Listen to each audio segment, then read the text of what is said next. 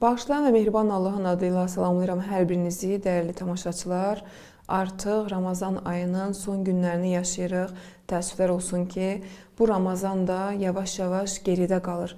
Və Allahdan diləyirəm ki, Allah tutduğunuz orucları, qıldığınız namazları, etdiyiniz duaları qəbul etsin və inşallah ki, sizə bərəkətli ömür versin ki, gələn Ramazana da çıxa bilək və nəsib olsun sizə inşallah. Bugün Ramazan ayının 28-ci günündə məhz biz Qurani Kərimin 28-ci cüzündən olan Səhv surəsi ayə 4-də gözəl bir ayə barəsində, gözəl nöqtələr barəsində danışacaq inşallah. Allah Taala bu ayədə bizə hansı mesajları verir, hansı sözləri çatdırır, onun müzakirəsini edəcəyik.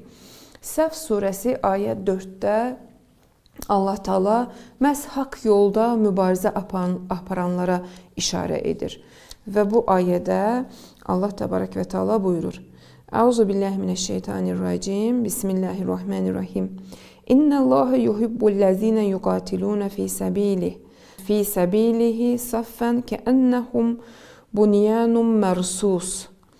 Allah Taala buyurur ki, şübhəsiz Allah onun yolunda poladdan divar kimi səf çəkib döyüşənləri sevir.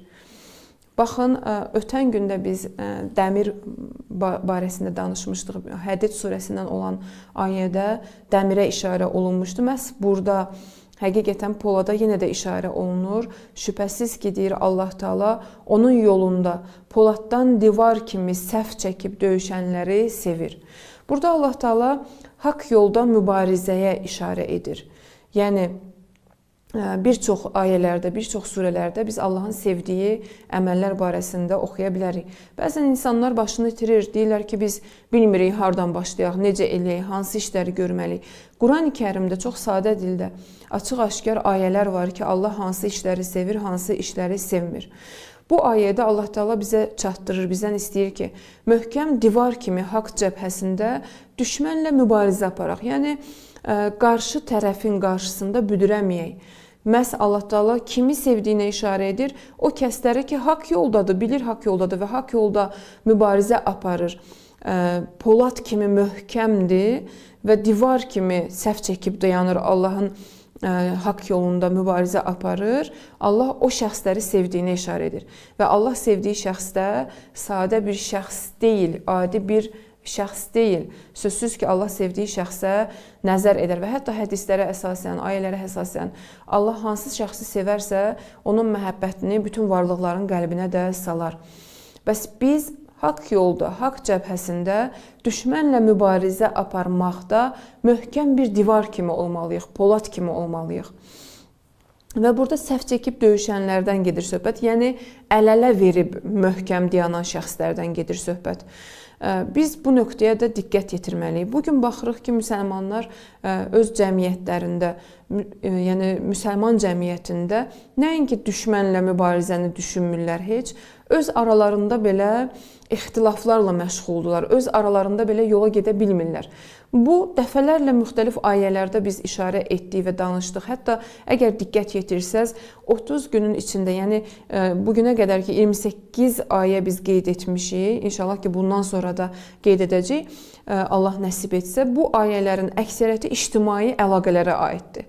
Yəni, düşmənlə mübarizə və ictimai əlaqələrə aiddir. İnsanın özünü tərbiyəsi düşmənlə mübarizə və ictimai əlaqələrlə bağlıdır. Deməli, Allah Taala Qurani Kərimdə bu qədər vurğulayırsa ki, insanlarla necə davranaq, ümumiyyətlə biz cəmiyyətdə necə rəftar edək, hansı işlərdən çəkinək. Deməli, Allah Taala insanların, müsəlmanların, ümmətin ictimai əlaqələrinə çox əhəmiyyət verir. Yəni, birliyinə çox əhəmiyyət verir. Bəs deməli, haqq yolda mübarizə üçün öz aramızdakı ixtilaflarla məşğul olmaq əvəzinə düşməni tanımalıyıq və düşmənlə mübarizəyə qalxmalıyıq. Bu yolda mübarizə aparmalıyıq. Yaxşı, bəs bu ayədə əməl etmək üçün, özümüzü formalaşdırmaq üçün, bu ayəni tətbiq etmək üçün biz hansı işləri görək? Birinci növbədə ailə daxilindən yenə başlamaq lazımdır.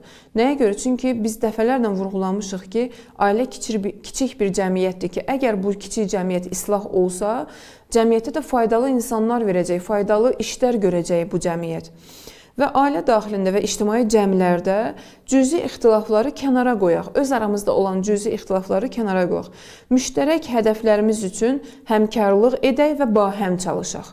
Ən birinci məsələ budur və müştərək hədəflər nədən ibarətdir? Sözsüz ki, biz bir dindəyik, Peyğəmbərimiz birdir və Allahımız birdir. Ona görə də biz hədəflərimiz də təqribən eynidir və bu yolda biz həmkarlıq edib çalışmalıyıq.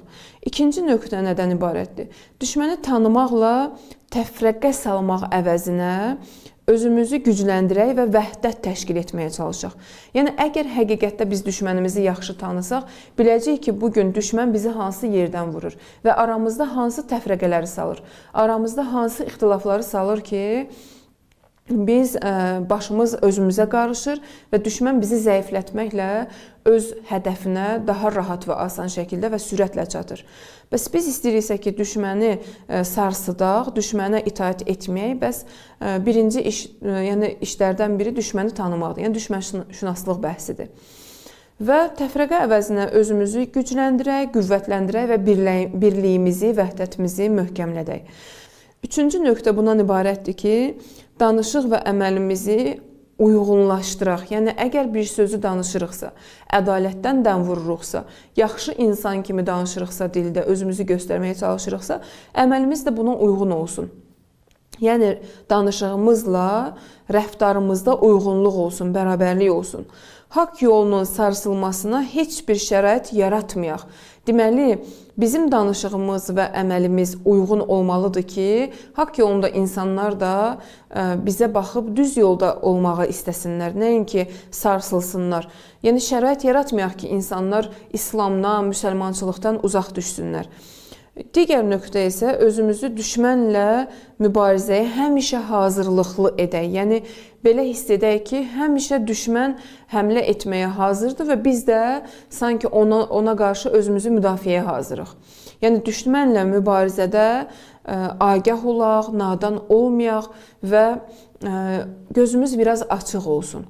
Biz çox təəssüflər olsun ki, öz içimizdən olanları vurmağa, öz içimizdə olan, hətta mən demirəm ki, cəmiyyət, mən demirəm ki, digər şəxslər, yad şəxslər, mən elə sadə öz qohumlar arasından və yaxud ailə içindən və yaxud kiçik iş yerlərindən, təhsil mərkəzlərindən danışıram ki, insanlarla düzgün, hətta bir-birimizlə yola da belə gedə bilmirik. Bəs biz adicə dost münasibətlərində belə bugün görürük ki, çox problemlər və sıxıntılar var. Özümüzü düşmənlə mübarizəyə hazırlamaq əvəzinə sanki həmişə öz ətrafımızda olan insanlarla mübarizədəyik. Amma biz özümüzü elə yetişdirməliyik ki, düşmənlə mübarizədə həmişə hazırlıqlı olaq və ətrafımızda olan müsəlman cəmiyyətində olan insanları öz ailə üzvümüz kimi hesab edək və kənar və yad şəxs kimi bilməyək ki, onlarla rəftarımızda da diqqətli olaq. Bəs gəlin bu ayənin qeyd etdiyinə əsasən Allahın buyruğuna itaət edək, möhkəm bir divar kimi haqq cəbhəsində olaq və haqq cəbhəsində düşmənlə mübarizədə həmişə hazırlıqlı olaq. Buna da hardan başlamaq lazımdır? Yenə də ailə daxilindən ki, birinci bizim övladlarımız gözəl yetişsin və düzgün tanısınlar İslamı və gələcəkdə cəmiyyətdə də bu gözəl xüsusiyyətləri sözsüz ki, çatdıracaqlar digər insanlara. Allah hamımızı haqq yolda, haqq cəbhəsində inşallah ki, sabit qədəm etsin və bu haqq cəbhəsi mən düşünürəm ki, bugün məhz elə uzaq yerdə yox, sosial şəbəkələrdədir. Bəs gəlin bu haqq cəbhəsində düşmənlə mübarizədə inşallah ki, Allahdan müvəffəqiyyət diləyək, dualarla bərabər də özümüz də öz üzərimizdə çalışıb müvəffəq olmağa çalışaq inşallah. Allah Taala ibadətlərinizi qəbul etsin. Sabah görüşmək ümidi ilə Allaha əmanət olun.